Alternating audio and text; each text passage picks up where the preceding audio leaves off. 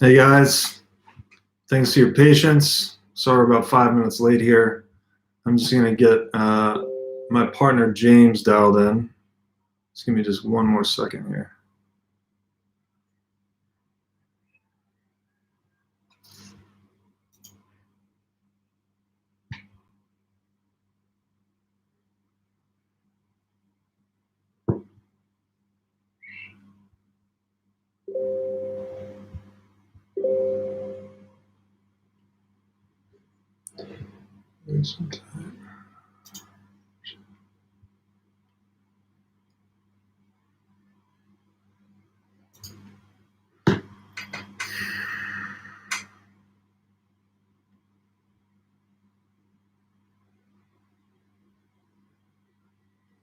Sorry guys, just 1 second.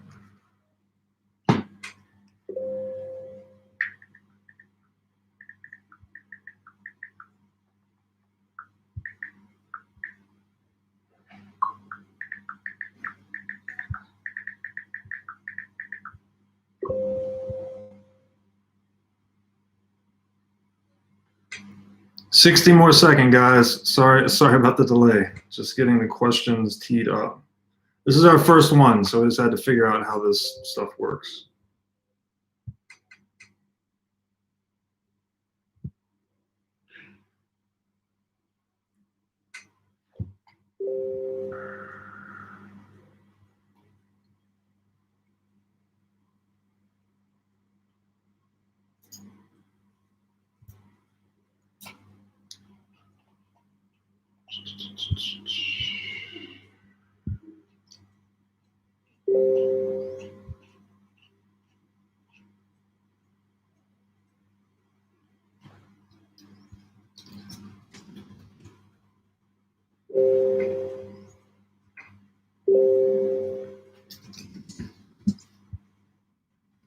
All right. Welcome, everyone. Thank you for coming to first ever Ask Me Anything here on YouTube. Never done one of these before, so this will be exciting for myself and you. I'm going to jump into the first question here. Question is, if there really is a wealth transfer like the world has never seen before, how do you see the transition taking place? So we've talked a lot about the nature of Bitcoin and how disruptive it is to a lot of our conceptions of human organization, right? This is calling into question the purpose of the firm, the purpose of the nation state, money itself. It's disruptive to a lot of the ways we organize ourselves as people. And it's very much, it seems to be that Bitcoin is quite a binary bet, meaning that if it continues to function the way that it does today, that we would expect that, the proverbial number go up technology, which there's a lot behind that, but we'll just put that in its own bucket, to continue algorithmically forcing the price of Bitcoin up effectively. This vortex of game theory and this vortex of incentives that causes it to bootstrap itself economically drives its market capitalization. So as long as Bitcoin continues to function, then we would expect that it will continue to grow in value and continue to disrupt these organizational models. Now, the flip side to that is, and a lot of people have spent a lot of time asking themselves this question, is what could stop Bitcoin? How could you stop Bitcoin? What would it take? And I myself have spent a lot of time asking myself this question. And at this point, it seems like the only thing that could take Bitcoin out is an actual black swan. So this could be a protocol level black swan, or possibly something geopolitical, or even a natural disaster of some kind that we've just never seen before. But a black swan, by definition, that is an unknown, right? So we can't even necessarily categorize a black swan other than saying black swan is an ever-present threat for anything. Everything's vulnerable to black swans. So And the other thing I would say with Bitcoin is that the other possibility is that a totally coordinated global attack from all nation states, where they were able to basically coordinate all of their efforts to disparage Bitcoin, physically attack the mining network, shut down all the related businesses, misinformation campaigns, just the full gamut of onslaught by the nation states in a coordinated and concerted manner. I would say that might be a categorizable form of shutting down Bitcoin, but given the inherent antagonism between nation states, between groups, between people, that it seems really unlikely in the scope of human history that anything like that could ever be affected. Because every time one group tries to clamp down on Bitcoin to ban it or control it or what have you, they're actually creating incentives for all other groups to adopt it, right? So it becomes a bit of a game of whack-a-mole in that way, that I don't think you could ever, quote unquote, herd the cats towards banning Bitcoin in that way.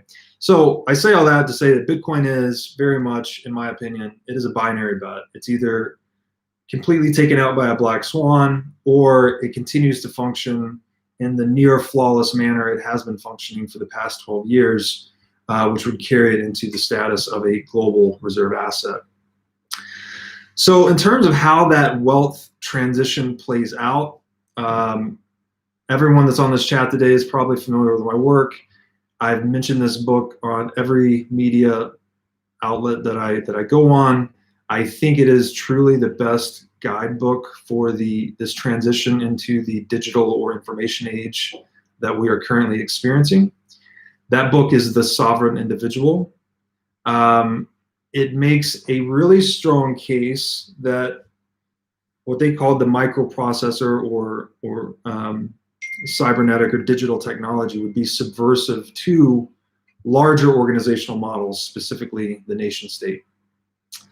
And one of the core, the book is amazing. I highly recommend you put it at the top of your reading list. But one of the core assertions of the book is that, and I may be off on the numbers here slightly, but bear with me. For every $10,000 that a wage earner can shelter themselves from inflation, so for every $10,000 you can reduce your exposure to inflation, assuming you can compound that capital at 10% per year, that it can grow to sums of up to I think it's north of $10 million over the average lifetime earner's earnings life, basically. So it becomes this decision for, will you adopt a non-inflationary currency? It becomes like a decision that's valued in the tens of millions of dollars. So an analogy here would be, if there was some tax haven in the world that you could move to, that they absolutely never inflated the currency, you would have zero exposure to taxation via inflation. As an independent economic actor are running your own calculus on that decision, and you come to see that, hey, if I can reduce, every $10,000 I can reduce my exposure to inflation over my lifetime, I think compounding that at 10%, this is like a $10 million decision. The question becomes, would you take $10 million to move to this tax haven, right? And Bitcoin is like that. You could think of Bitcoin as the ultimate offshore bank, right? Where the total market capitalization of offshore banking today is in the neighborhood of $30 to $40 trillion. And we would expect that, Bitcoin being this totally trust minimized money, a property right that is agnostic to any government decision or decree, and the first money that you don't need to trust any intermediary to custody, right? Even if you have an offshore bank account today, you're still trusting that bank to honor the funds that they're holding for you, right? There is trust necessary in the intermediary to hold the capital. But with Bitcoin, because it is abstracted capital, monetary capital, into pure information, you can now store it, everywhere and nowhere. So I would expect the transition as we're sort of what we're already seeing today, I look at it as a sphere, where on one pole of that sphere we have the ultra rich, right? The top 1% or 0.1%. And they began adopting Bitcoin because it acts as a hedge against their existing investments, right? Say, like, I think of a Berkshire Hathaway comes to mind. They have 40% of their, this was pre-COVID, so it may have changed, but 40% of their portfolio were bank stocks, right? They've since diversified into gold, which, as I've said before, I consider gold to just be pent up market capitalization or pent up demand for Bitcoin, because Bitcoin's superior to gold. So I would expect to see the ultra rich, high net worth individuals adopting it as a hedge against their existing portfolios, right? Just classic crisis insurance. And then at the other end of that spectrum, you see people in like Venezuela or Argentina or other weaker national currencies adopting it as a means of survival, just to preserve wealth from day to day, week to week, to make ends meet, essentially. And that, as we all know in Bitcoin, like I've never seen anyone become less bullish on Bitcoin over time. As you come to study the first principles of money and really understand its implications for the world, and that it's, as open source software, it's relatively or extremely difficult to stop. I would say relatively unstoppable. I would expect to see that adoption just permeate inwards, right? So from the lowest class among us and the highest. And as the narrative spreads, I expect that to accelerate. And 2020 has been a great example of that this global liquidity crisis really called to mind that, hey, there's something wrong with this system. Like there's clearly a lot of suffering going on in the world in a way that we haven't seen in a really long time. And that is just, it accelerates the realization of Bitcoin's importance in the minds of people. So the transition itself, just to get to the mechanics of it, is, I think it would be somewhat like seeing some hyperinflationary events in some of these smaller nationalistic currencies, but instead of dollarizing, or like when Zimbabwe went through hyperinflation, there was a rush to get dollars, basically, as a sound store of value, relatively sound store of value for that local economy. As Bitcoin grows better, as it becomes more understood, it becomes more accessible, as privacy and liquidity tech improves, as transaction fees collapse, I would expect to see some of these future hyperinflationary events actually Bitcoinize instead of dollarize. And this is only going to drive, clearly the market capitalization of Bitcoin and support its narrative as this arc of encrypted energy in a flood of fiat currency. So this calls to mind is the gradually then suddenly, right? Just as Hemingway said about bankruptcy, or as Parker Lewis's great series of essays is titled. That's how I think it happens. It's very much the technology adoption S-curve, which, as you guys have seen, it's a gradual beginning until it hits an inflection point of around 13.5% market penetration. Then the S-curve accelerates upward until you hit, almost market saturation, say around 88%. Then it starts to level off again as the laggards adopt. So I think Bitcoin is going to follow that pattern. And I would argue that we're very much in the early adopter phase, which is sub 4% market penetration. I think Bitcoin's still there today. We have around 33 million active addresses, but each address can represent clearly more than one exchange account. So maybe we're around 100 million holders worldwide, which is what is that? 1.4% of the population, I think, if that number is correct. So I think we're in the early adopter phase. We're in the gradually part. It will become suddenly. And as Bitcoin consumes market cap from inferior stores of value and fiat currencies, you'll see the nation state become more accountable to its P&L. So the more wasteful and less useful any particular function is, the more likely it is to fall.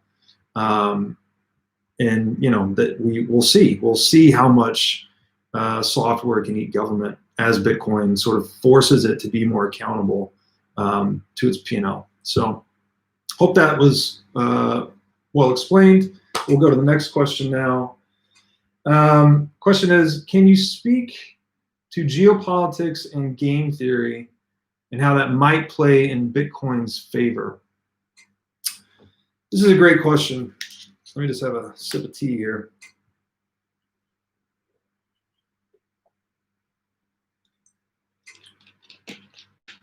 So I think one of the most important,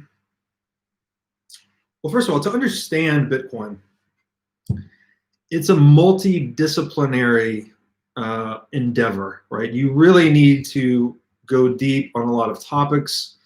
You need to look at Bitcoin from multiple angles. You need to have asked yourself very seriously that question, which is the reason I named my show this: what is money, right? You have to drill down into the concept of economics and money until you land on first principles. And this, from that bedrock, is which you can, only from that bedrock can you build a solid foundational understanding of Bitcoin, right? This is not just some new innovation that's some shiny, fancy new software. Like it's disruptive in a very fundamental way that's so deep down that it's hard. That's why so many people miss it, in my opinion. They're operating at a surface level with certain assumptions about how things work, and the Bitcoin does not fit into that mental model for them. A great example of this comes to mind is Ray Dalio, right? Who most recently may be coming around. Like the guy, he's a great economics thinker. He's a great macro thinker, one of the most successful capitalists in history. He has been advocating for gold for a long time as an insurance policy against all of these central bank manipulation going on in the world. But he is as smart as he is and as deep as he is. You know, he's a meditator. He's a first principles thinker in many ways. He never got beneath gold. He only got to kind of second principles of money. And he said that gold was money because it had intrinsic value, right? Which is a total fallacy, because all value is subjective. So, but had he, I think, read a little bit of Austrian economics, he would have gotten below that to see that Bitcoin is disruptive to gold in a first principles standpoint. So I say all that to say that to understand Bitcoin, you need to understand a lot of aspects of it. But to me, the most important aspect of it is game theory, right? And game theory, even the term game theory has kind of a bad rap because it implies that it's very theoretical. But game theory is actually, these are behavioral patterns observed in biology. Animals exhibit game theoretic behavior. It's very deep down the biological framework of who we are, to sort of act in our own self-interest and pursue certain courses of action under conditions of low or no information. Prisoner's dilemma, as someone just mentioned, classic game theoretic example, where the two prisoners basically, their optimal strategy, if they could communicate and trust one another, is to both defect, right, which they would get the best outcome. But because they can't trust one another, and if one defecting and one admitting would put the other one in a worse position, that they actually pursue a suboptimal strategy because they don't have good information or trustworthy communication. So when you come to understand the game theoretic aspects of Bitcoin, and this is a rabbit hole, mini rabbit hole in and unto itself, but I'll just try to focus on one aspect of it, which was the question was about the geopolitics. As we just established, Bitcoin, you can think of it as this ultimate offshore bank. And the question isn't, well, why do people use an offshore bank? What's the point? What is it? What's special about an offshore bank that you can't get with something that's onshore, right? And the answer is you get privacy, you get a degree of trust, right? People commonly have used Swiss bank accounts because Switzerland has developed a reputation for discretion and storing your funds in an accessible way and providing good service around that. They've just come, the country itself is geopolitically neutral. So it has all these advantages that allow it to be an ideal safe haven for financial wealth, and that's why it's one of the main containers for offshore banking in the world. So in that, how that relates to game theory is I see governments are already largely insolvent, right? If they don't have the money printer today, if they're unable to fund themselves with confiscation via inflation, then a lot of their existing functions would simply be insolvent. They would just start to break down and in some cases collapse, depending on the local government. So what's happening today is governments are going to increasingly tighten their grip, right? So not only are they inflating more than ever, right? I think the numbers in the US, 25% of every dollar in existence has been produced in the past 9 months. The Federal Reserve has been around for 108 years. So if you just can envision the US M1 or M2 production graph, it's truly horrific, right? It's gone full parabolic. And as I've covered in most of my writing, like every dollar printed is proof of time stolen. They're not adding any productive, they're not infusing any productive assets into the economy. It's not creating any new factories, labor, knowledge. It's just redistributing wealth, right? From those depending on fiat currency as a store of value to those who have access to the freshly printed fiat currency. It's purely a wealth redistribution mechanism. And so that is one aspect of governments tightening their grip. They're accelerating confiscation from society via inflation. The next logical target is real estate, right? Real estate's the one asset you can't hide. Very easy for them to increase property taxes on that real estate. Very easy for them to outright confiscate it, should need be. Like in the case of, we have eminent domain in the US, where if they want to build something for the quote unquote public good, they'll just take your property, write you a check at the value they establish, and that's that. I would expect to see government tighten their grip there. And then third, we'll say capital controls in general, right? As people, this tends to be the normal reaction. As the government tightens its grip, people are trying to squeeze out from between their fingers, get into offshore banking or get into this asset or do whatever they can to hide wealth and shelter wealth. They tend to enforce capital controls. So they're going to try to clamp down on, hey, you can only move, like in China, I think you can only move $50,000 US out of the Chinese economy per year right now, which is just a tiny amount if you're a wealthy person. So government's going to do those things. They're going to inflate more to pay the bills. They're going to start to impose heavier taxes, I'd say specifically geared towards real estate, because that's the easiest thing to tax. I would also put in that bucket capital gains, which we're already talking about doing in the US, is moving the capital gains rate up to ordinary rates, which is more a tax on the wealthy. And then also imposing very heavy capital controls as people that are trying to squirm out from those impositions, the government will try to stymie that. So all of that said, to say that as the government tightens its grip on these things, it will become increasingly obvious that the best place to shelter your wealth in the world is the only untouchable asset, the only asset that is agnostic to government dictate or decree, and one in which you own a guaranteed fraction of the total supply forever, right? There's nothing anyone can do to change 21 million.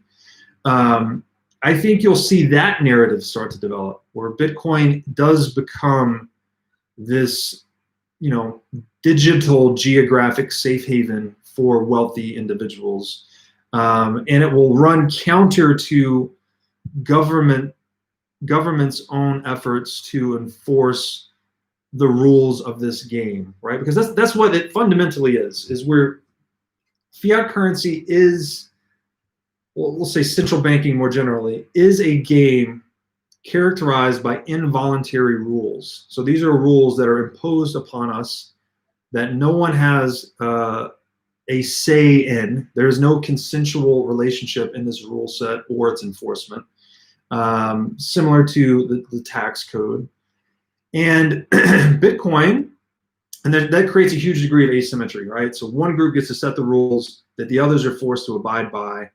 And the rule makers basically are the most powerful in the room. This calls to mind the quote by Carl Schmitt: "Sovereign is he who decides the exception," right? So we can think of the governments and central banks as the decision makers of the exceptions of the rules of fiat currency.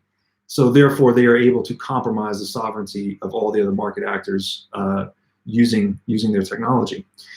So this will create, as this involuntary game becomes more constrictive, this will create more demand to play a voluntary game, one in which the rules are voluntarily adopted, ideally unbreakable and unbendable, and one that is characterized by transparency, and that everyone is free to inspect the mechanisms and criteria and the game theory and the incentives and the total supply that make Bitcoin, right?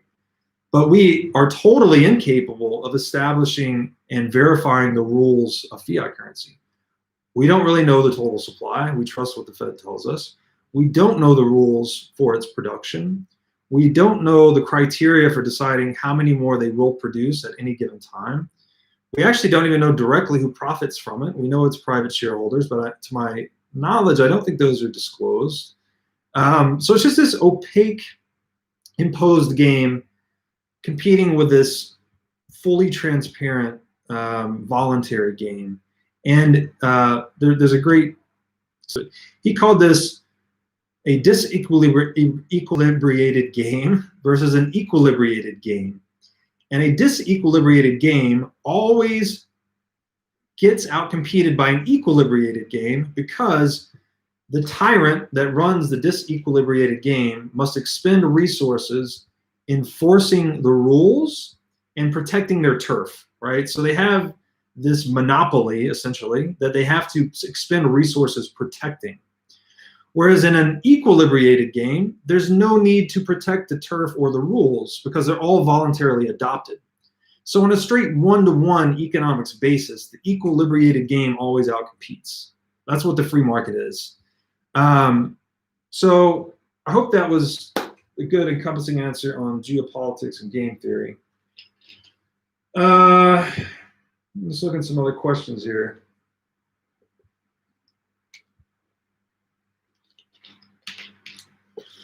I think this one's easy to answer quickly. Question is, what do I think about gold-backed cryptocurrency? Gold-backed cryptocurrency adds zero marginal utility to Bitcoin whatsoever. So another thing that I hit on in most of my appearances, I define the 5 first principle properties of money are divisibility, durability, recognizability, portability, scarcity, right? That's what made gold gold. That's why it was selected historically, is because it was the best tool that satisfied those 5 properties. And Bitcoin is absolutely superior across all 5 properties. And it does it in a way that we don't need to, in a trust minimized way, meaning that you don't need to trust an intermediary. You just need to trust the collective best interest of Bitcoin network market participants, right? The miners and holders and whatnot. So a gold-backed crypto, it adds nothing actually at all, and it reintroduces the need to trust an intermediary. It's what intermediary, unless it's pegged to the Bitcoin blockchain, if it's pegged to any other blockchain, then it's inherently centralized and subject to political attacks. So you've basically just moved gold to a different container, but it's a container that still requires trust in an intermediary. So you've done nothing really to improve gold. You could maybe argue that it improves its transaction speeds or whatnot, but you're still left with Bitcoin as absolutely superior across all properties. Another way, I tweeted this out the other day that I think I got this from conversing with Safety, and I think is a really useful, potent way of summing up this whole thing of like, what is money, why Bitcoin? And it's a lot to think about. So I'd encourage you maybe just to listen to it and then think about it for a while, because I think it's a good one. So money is just a tool for moving value across space and time. Gold was the best tool for moving value across time historically, which meant its supply was the most resistant to inflation, basically, right? So it's the best store of value we ever had. But it was not so good for moving value across space because it's expensive to secure, it's heavy, it's difficult to move. So we introduced paper-backed currencies backed by gold, right? So we abstracted gold into a paper currency to give gold transactability across space. We could move paper much more easily. We can move gold. When we abstracted paper into electronic form, we could move it at the speed of light. So we gained this huge ability now in money to move value across space very effectively. But in doing that, we introduced that attack vector of the intermediary. We had to trust the gold custodian to always honor that the gold reserves they had on hand were truthful, right? Like if they've got $100 in circulation that represent 100 ounces of gold on deposit, we had to trust that intermediary to maintain that one-to-one peg to gain this advantage of spatial transactability that paper currencies offered. So gold, great for moving value across time. Paper-backed currency, great for moving it across space. But because we introduced as an intermediary attack vector, gold always becomes fiat currency in the end. The intermediary always abuses its trust. So then that fiat currency becomes terrible for storing value across time. So now we've got a great money for moving value across time with gold, a great money for moving value across space with fiat, but we need to combine them into one thing. And that's what Bitcoin is. That's the breakthrough Bitcoin is. Bitcoin is the only money in history optimized to facilitate flows of value in a trust minimized way across space and time, across space-time. So that's a lot. That's kind of the Einsteinian view on it, but I hope that helps your perspective on money and maybe help explain it to people. I think the tweet I put out was this. It was, money is simply a tool for moving value across space and time. Gold is great for moving value across time, but not space. Fiat currency is great for moving value across space, but not time. Bitcoin is the only money in history able to move value across space and time in a trust minimized way, or something like that. So that's the breakthrough. Sorry, that took a little longer than I thought there. Let me check out the next question.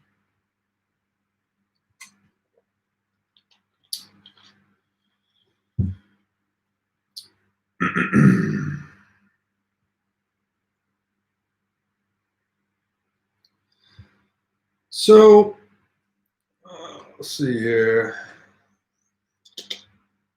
Let me talk about this real quick. So the question is, I'd like to hear your thoughts on how an economy based on Bitcoin would have weathered the effects of this pandemic on the economy. How would it all have played out? So we'll say three things here. One, a lot of the consequences of this pandemic, which it's a strong word. I know it's a real virus. It's really affecting people. But a lot of the actual socioeconomic implications have been driven by the government response. No, I'm not chewing tobacco. I do have a little sore in my mouth, though, so it might look like that. Just answering one of the questions. The government response to the pandemic has been the root cause of many of the socioeconomic problems we're seeing. And this would be the enforced lockdowns, closing of the borders. This has been devastating to small business. The money printing will be devastating to small business and individuals alike. Everyone, again, the more you depend on fiat currency to hold its value, the more victimized you are by quantitative easing, essentially. So that is kind of the first thing to realize, is that when you say it's not so much that the economy was negatively impacted by a virus. It's not that the economy caught a virus and got sick and needed to go heal itself in lockdown. It was the fact that we didn't let the free market adapt to this, we can call it a catastrophe, right? no one wanted a global flu that was, messing people up and killing people in some cases. Like, it's a catastrophe. But the best solution to any problem and any catastrophe is a free market response, right? So now, a free market response is one in which everyone is operating in their own sphere of localized knowledge, right? They know what problems are at hand. They know what resources they're able to organize and mobilize, and they can deal with those problems. And then they can trade with other, self-sovereign individuals and coordinate their actions, largely through money. A lot of this communication is done through an undisturbed price signal, an unmanipulated price signal. And they would be able to orient and arrange themselves in a way, and their efforts in a way that could resolve these problems quickly, right? That's actually what that's what it is. You can think of it as all of our consciousnesses interconnected globally by the medium of money through price. So it's like a supercomputer of our minds, and it overcomes problems. So, the classic example, if there's an earthquake in Chile and copper is disrupted, you don't need to tell everyone about the earthquake in Chile and that the supply of copper was disrupted. All they need to know is that copper got more expensive. And you've created an incentive structure for producers to produce more copper, other producers, and for buyers to buy less or use substitutes. So the free market is this dynamic organism, this dynamic equilibrium that's using our collective intelligence to resolve problems. That's what a free market is. And when you try and come over the top of this, what is by definition the most intelligent humanity can sum is the free market. When you try to come over the top of that with a bureaucratic decision, right, and say a group of 1,000 bureaucrats dictating what the market needs to do, or that we need to put more money here, or lower prices there, or close these borders, anything that inhibits the functioning of that idea human supercomputer that is the free market necessarily inhibits its problem-solving capabilities, right? So another great example of this is, there was a guy in New York, and there's a lot of instances of this, but there's just one that I read about. He had been stockpiling masks, I guess, during the pandemic or maybe leading up to the pandemic. So he was anticipating that there'd be a lot of demand for face masks. And when that demand struck, when that bet started to pay off, he was selling these things at a markup, right? But he's selling them only at a price that the market will bear, right? That's what an entrepreneur does. You can't sell it at a price above what the market would bear, otherwise you wouldn't sell anything, right? So his interests are to only sell it to the extent that his competition and customer demand allow it. So news of this got out, police cracked down on this guy, confiscated his supply of masks or whatever, and interrupted this function. But what he was doing was he was satisfying a want, right? The market wanted masks, largely due to kind of a government demand, I guess, but we'll leave that aside. And the government steps in and interrupts this flow of problem solving that this entrepreneur is providing. So all of this, what sounds like a great thing on the surface, is like, oh, this guy was selling masks at a markup, he was price gouging people, what an asshole. It's actually bad if you consider the second order consequences of it, that the government is now impinging on the ability of an entrepreneur to satisfy wants in the free market. So that's that. The government not only causes a lot of this problem, but they also interrupt its resolution by disturbing the free market. The second thing I would say about that is, in a true Bitcoin denominated world where money appreciates year over year, every economic actor has an incentive to hold savings, right? You have an incentive to hold a money that is expected to grow over time and that can be used it's the best tool for dealing with uncertainty because you can use it to purchase anything in the marketplace. It's an instrument of pure optionality. So by definition, an entrepreneur is the individual that goes out into the world, confronts the unknown, tries to satisfy wants for the marketplace and earn a living in the process. you need money to deal with that, right? Money is the tool with which we deal with the unknown.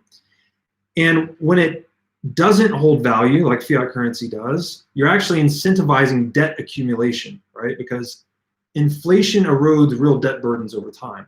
So the incentive schema underpinning fiat currency actually encourages the buildup of debt, the accumulation of debt in the economy, which fragilizes the economy to shocks, such that when things do snap, right, there's a liquidity crisis of some sort, it's amplified because all of a sudden you're dealing with margin calls and liquidations and all of these things, like further contracting the global economy. Whereas if you're built on a hard money system and money holds its value over time, you flipped that on its head.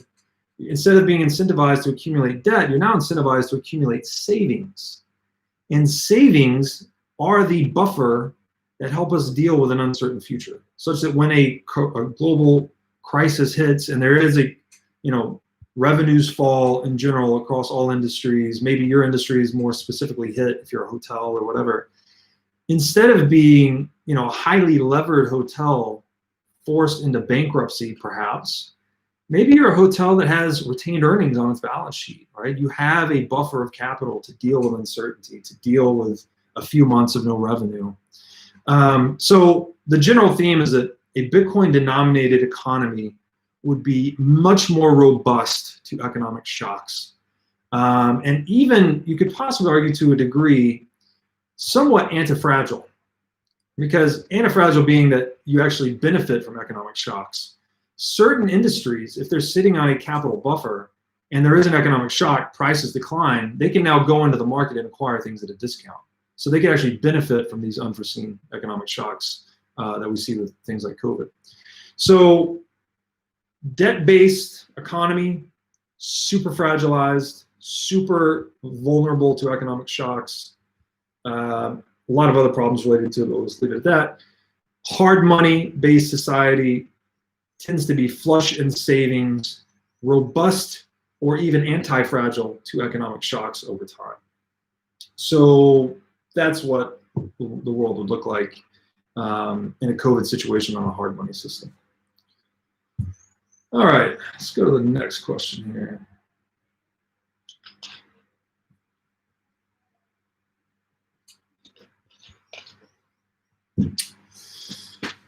This is a bit of a personal question. Just what topic besides Bitcoin are you interested in or an expert in? I guess I can answer that a few different ways. So my educational background is I have a master's degree in accounting and finance. I was a certified public accountant in the United States. I did, right out of school, I did entrepreneurial and investment partnership tax strategies. So it was called the Entrepreneurial Services Group. We just focused on optimizing tax strategies for large capital pools, basically. I wouldn't classify myself as an expert in the tax code anymore. I've been out of that game for long enough. But in that process, and then in my later career as a CFO, I've become pretty adept at dealing with just financial and strategic aspects of business. I currently advise some small companies. I've advised a number in the past. I've been in the CFO seat for a number of companies going through either high scale or even hyper growth. So I'd like to think that I'm pretty strong in that respect. Definitely developed some spreadsheet ninja skills as a CFO. I have a love-hate relationship with a spreadsheet. I'm good at it. I can do a lot of things, but it can also be just a total. It can be very consuming, right? If you get very detailed in a spreadsheet, you can create some very powerful models and figure some things out, but it can also just suck a lot of your time, and it's hard work. It can be really hard work, mentally hard work. So I guess I'd say that I feel strong there. I feel confident as kind of CFO accounting world. I also I grew up doing competitive Olympic weightlifting. So I played football I did wrestling for a while. Then I got into competitive lifting for a number of years, which is Olympic style weightlifting. So I actually competed internationally from the ages of 15 until just before I turned 18, so 15 through 17. And our two competitive lifts were the snatch and the clean and jerk. So doing the explosive overhead lifts that you may have seen people like in CrossFit doing today. And so quit doing that when I was 18, and then I boxed for a couple of years. And then I just got into fitness in general. So I just have always tried to take care of myself. You know, I go to the gym, swim, try to surf when I can, do yoga. Got really into kettlebells for a while. I think kettlebells are super good for you. If you can only do one thing for the rest of your life, I think you just get a set of kettlebells and get good with those. Really good for your health. So yeah, I'll just leave it at that. Kind of, you know, a couple of other things that I'm interested in or more good at.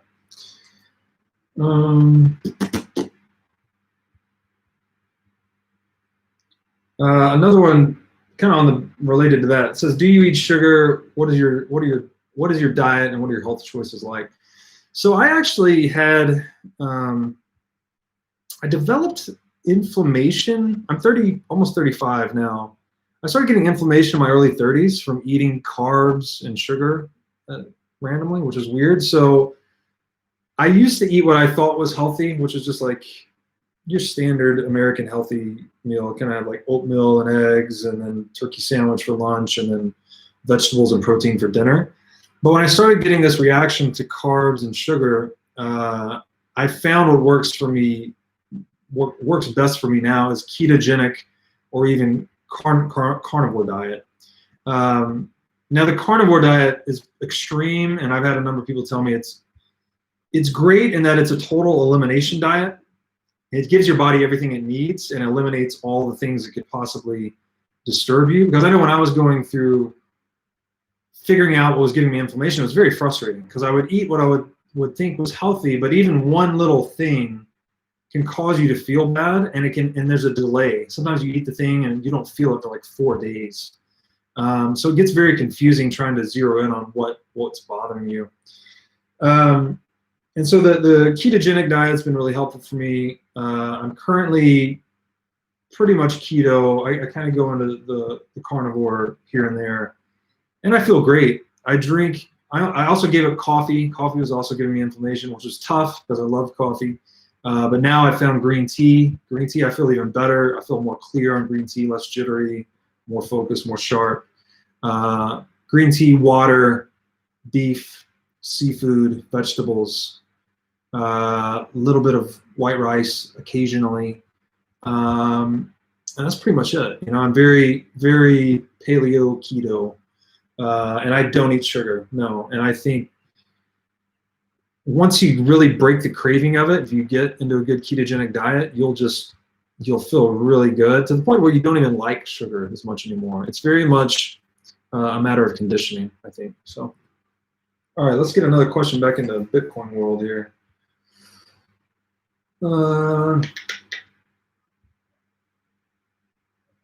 So this is a good one. This is deep. Question is, war has always been part of the human experience. How do you think Bitcoin will impact humans' tendency to lean towards armed conflict? So this is a great question. You know, nature is violent. Nature is, the Darwinian aspects of nature are violent, right? It's life thrives on death, right? Whether even a herbivore eating plants, right? It's a one form of life eating another, and then the predator eats the herbivore, and this whole thing is the circle of life.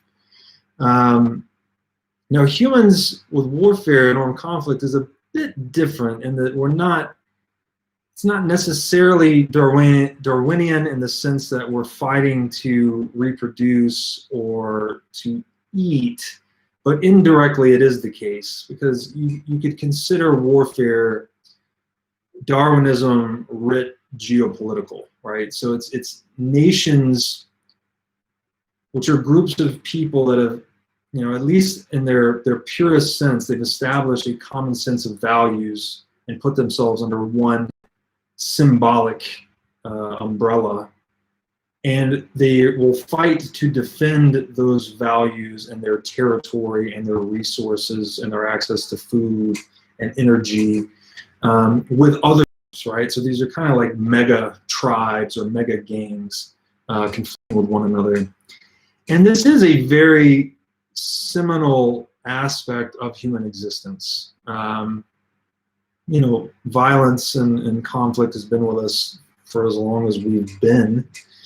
And so I don't expect that war itself is on its way out, right? I'm not disillusioned that Bitcoin just miraculously makes all warfare go away. But what we saw in the 20th century is that historically, let's say before the 20th century, countries would go to war.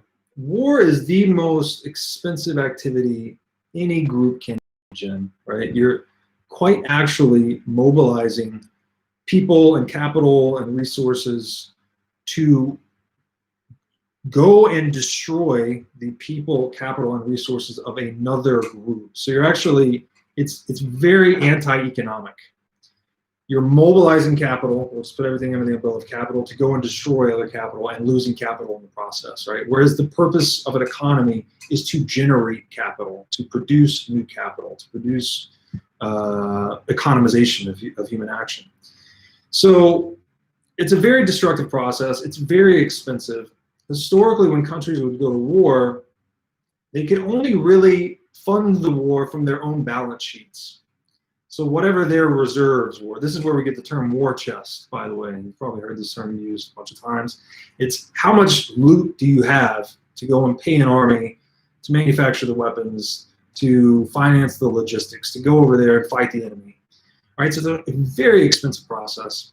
And it was only conducted when there was a prospect of gain on the other side of it, right? So if we can go and defeat this enemy and take this territory, they have resources, which, in an ideal sense at least, are greater than or equal to the resources we will expend going to war to conquer them and acquire these resources. So it was a pragmatic operation.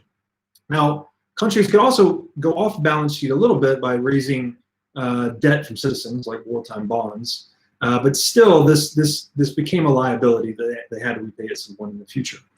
But what uniquely characterized the 20th century is that for the first time we had a currency in fiat or fractional reserve currency established, this is following the implementation of the Federal Reserve in 1913, that nations could essentially print this currency, plunder the Commonwealth at scale. So now they had access to the totality of the savings underpinning their society, right?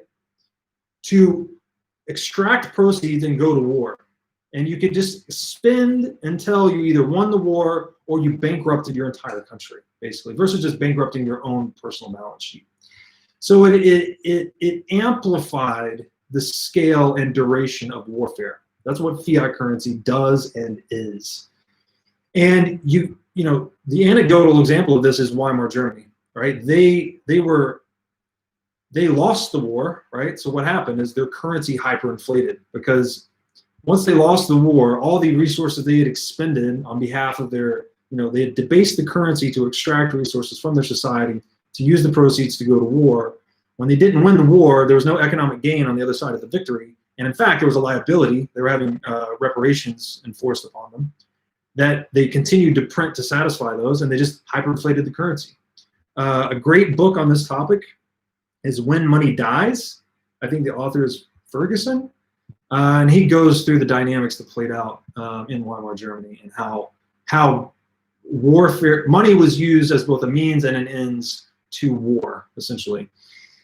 And Bitcoin, this is where, and I consider this to be very foundational to my interest in Bitcoin and my passion about Bitcoin, is that it breaks this perpetual funding mechanism for that fiat currency provides for and to be accountable to their own P&L. Like, how big is your war chest? You now have to plan and be strategic with your existing resources. If you want to go to battle, go to war with someone else, you only have access to your own resources, and you cannot plunder the resources of others to finance your private war efforts.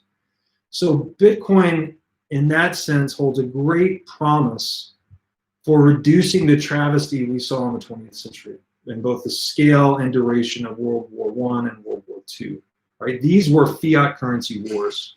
And there's a famous quote by Ron Paul on this that I'll paraphrase it. It said, "It's no coincidence that the century of central banking and the century of total war were the same century."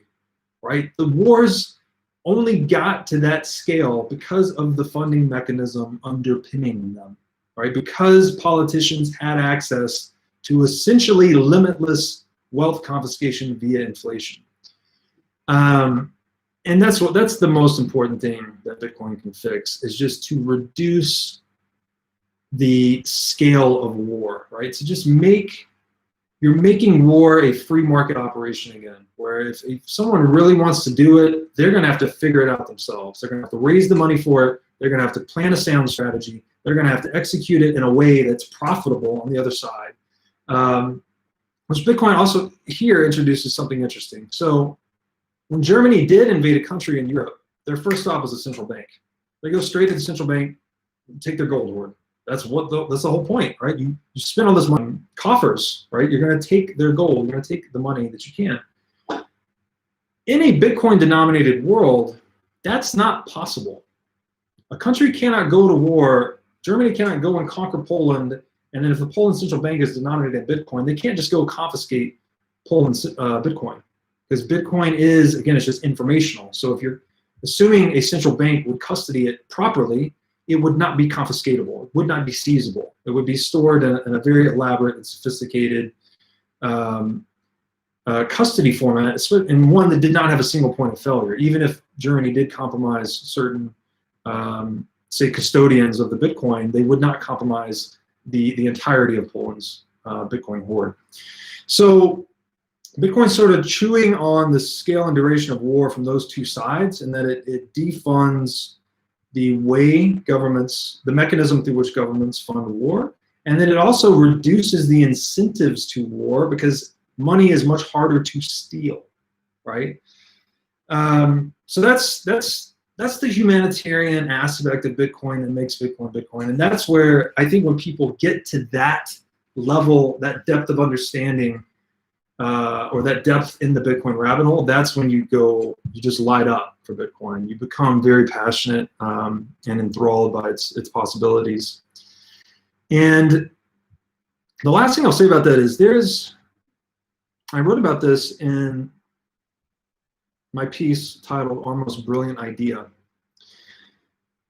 I want to say he's an 18th or 19th century American pragmatist philosopher. I think it was William James.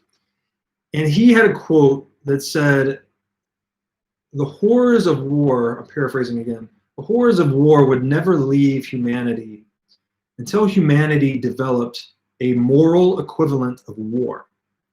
So his point was that as bad as war is the greatest organizing force in the world, right? When we singularly align ourselves towards one common enemy, it can really amplify our motivation, our economic output, by inciting our nationality or our identity or to protect our homeland. It is the most powerful motivational unifying force there is in the socioeconomic sphere. And I think his point was that war, in a sense, has provided this service to states and nation states in that it gives them unity. And we actually needed it to, not constantly, but it needed periodic wars to tighten its own social cohesion over time. So society would kind of come around, and then war would tighten it up. So his point was we would always need this tightening that war provided until we somehow found a moral equivalent for warfare. And he kind of left it vague as to what that could be. And I've hypothesized that perhaps Bitcoin could be that moral equivalent to war, right? We now, and this is the essence of free speech, right? If we have a domain in which our words and ideas can go to battle with one another, such that we can resolve ideological disagreements in the ideological sphere, then we can prevent kinetic battle. We don't need, if our words and ideas can go and die for us, then our bodies don't have to, essentially. So Bitcoin, by defunding the government restrictions on free speech and free expression, a large one of which is the how you spend your money and where you save your money, I think it's actually amplifying the voice of free speech, and it gives, like, at least for me, I don't know that everyone would find this, but I feel as though I found a moral equivalent of war on Bitcoin. I found something, an idea that is important enough that I want to devote my life to and would even die for, and that it elevates the freedom, the honesty, and the morality of humanity. And I just have to believe that if I can feel that way, earnestly feel this, then others have to be able to experience that too. If they gain a good understanding of what's going on in the world and how Bitcoin impacts things. So who knows? Maybe Bitcoin is the moral equivalent to war that can, at least dramatically reduce global warfare. So, and yeah, I like this quote someone put in the chat. This is Thomas Jefferson said, quote, "The tree of liberty must be refreshed from time to time with the blood of patriots and tyrants," unquote. So I'd like to think that the blood in that quote historically has been blood, real blood, people living, like, dying for what they believe in. But I would like to think that we as a nation can elevate ourselves to where that quote could be understood metaphorically, where blood symbolizing family and passion and sacrifice, like, where can we channel that energy? What can we channel that towards that can actually reduce warfare? And I think Bitcoin has the makings of a movement like that. So with that, guys, it's been an hour. This was fun. Thank you for all the questions. We didn't get to all of them. I got more than a dozen here. I see a lot in the chat. I really appreciate you guys' support. We're working on the rest of the Sailor series. We've got episodes 1, 2, and 3 released. We have episodes 4 through 9 slated for release. We may be doing another episode on top of that. I'm not sure. We'll see. And then we've got another big guest coming up for the next one. So I hope you guys are enjoying it. I'm just endlessly fascinated with Bitcoin. It just keeps taking me down so many paths of learning and enriching my perspective on the world. And I just feel inspired and impassioned to share that with you all. So that's what I intend to do with the What is Money show. I'm going to keep writing. I'm going to keep talking. I'm making some transitions in my personal life to actually free more time for myself to read, write, and talk about Bitcoin. So thank you guys so much. Hope you had fun. Hope this was useful and insightful. And we'll see you again soon for the next one. All right.